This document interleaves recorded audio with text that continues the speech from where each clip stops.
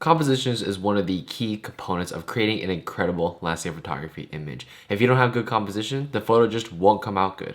So in this video, I'm going to be showing you 3 tips on creating incredible compositions for landscape photography. So let's jump right in.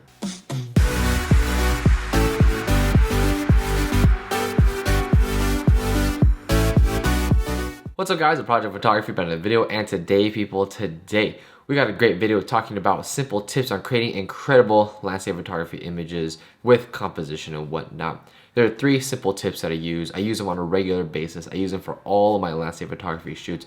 And this is something that I've cultivated over time. I had to learn all these things one by one and really boil it down to these 3 tips that I use for my landscape photography compositions. So without further ado, let's jump right into them. The first tip is to focus on curvature.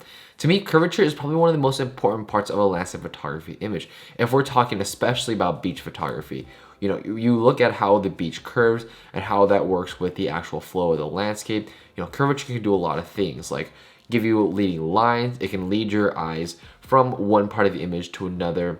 It can also show the viewer what you want to be the main focus of the image. So for example, on this photo right here, we see that the curvature of the actual beach leads your eyes to what the actual cliff is, and that is the main subject of our photo. Another thing that this does, it creates interesting movement inside of the actual landscape. And when I'm talking about movement, I'm not talking about actual physical objects moving. I'm talking about how the composition actually, you know, works with the image and how it creates a sense of movement, a dynamic part of the image that not a lot of photos are able to get. And by using curvature, you can be able to turn a kind of a boring landscape into something that is dynamic and flowing. And as landscape photographers, that's what we want. We want to create interesting photos at all times. And the thing about curvature is that when you focus on curvature, especially with your subject matter, it can also help with how the sky and the movement in the clouds work.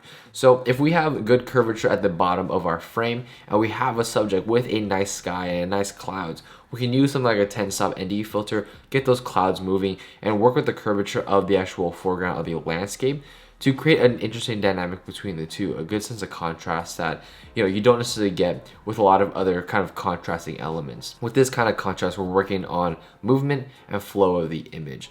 So one way you can work with curvature is, first of all, practice a lot, because I know this is something that is kind of abstract, but another thing is to look for it in your landscapes.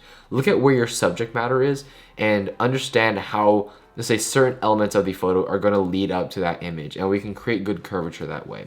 You can see this a lot in beach landscapes. You can see it sometimes in mountain landscapes with certain rock formations and whatnot. And overall, just look for curvature and see and adjust on how you're going to use that for your actual composition. For me, what I like to do when I'm shooting with a, you know, a leading line or a sense of curvature is I like to start it on one part of the frame, have it curve out to, let's just say, the left side of the frame, and have it curve back in, because to me, you know, you want to make sure you get that nice sense and balance of curvature. You don't want to have it be overwhelming. You want it to be a nice balanced part of the frame. So that is the first part of this video. We talked about curvature and how to do all that kind of stuff. Now the second part that I want to talk about is, in terms of like the tips for creating incredible landscape photography compositions, is introducing foreground elements. So for me, this is something that I've learned relatively recent, about a year or 2 ago, and it's really, you know, brought a different perspective into my landscape photography. So what foreground elements can do for you is, you know, ground your background subject with a foreground subject. So the way you do this is by shooting pretty low to the ground. You know, what I like to do is focus stack, because I don't want to shoot at f/22, try to get everything in focus, but everything is soft. So what I'll do is I'll get close to an actual subject matter for the foreground, and I'll have my background in mind, of course, and then I'll focus stack. So I shoot, you know, at f8, I shoot one photo for the foreground, one photo for the mid, and one photo for the background, and then I combine that in post-production. So what it's gonna help you do is create some sort of perspective to that background element, because a lot of us in landscape photography, we shoot things that are massive, gigantic, but because we're using a wide angle lens, it looks really, really far and doesn't give it a nice sense of perspective. With an object in the foreground, you can give that background a sense of perspective, you know, say that, okay, this is something in the foreground and look how much distance there is between the foreground and the background. That's the kind of perspective that you want to give, and it lets the viewer know like how far that subject actually is and gives it a sense of perspective. So to me, it's really important because, you know, you're having two subjects as well. I think it adds a nice sense of a dynamic feel to it. I think it makes it really interesting, and it can also just help you highlight an interesting part of the landscape that you wouldn't normally be able to get, because most of the time we're not using foreground elements a lot. And when we do use foreground elements, you know, we want to make sure that the foreground elements we use are interesting. So you're able to highlight an interesting part of the actual landscape as well as ground and give some perspective to a background subject. So that's why I really like foreground elements. There's a lot of tutorials online as to how to do that. I'm gonna make my own soon, but you know, in the meantime, that is kind of what the deal is with that. So let's jump right on to the third tip for creating incredible landscape photography images, and for me, it's to use the sky.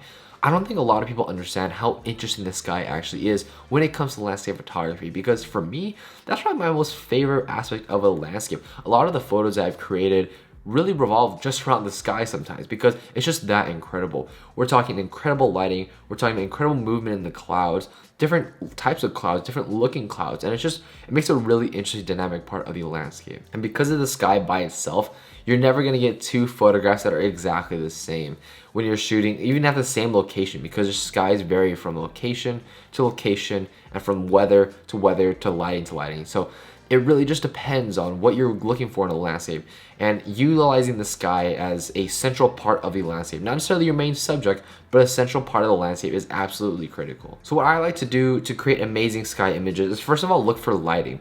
So that means shoot at blue hour, shoot at sunset, shoot at sunrise. These are the perfect times of day to actually go ahead and utilize, you know, using the sky for your own landscape photography. That's where you get the best lighting, that's where you get the best movement in the clouds, and just in general, good overall compositions, good lighting when it comes to skies. Another thing I like to do is utilize tense-up and D filters to get the sky flowing and moving, to make it look like the clouds are actually moving.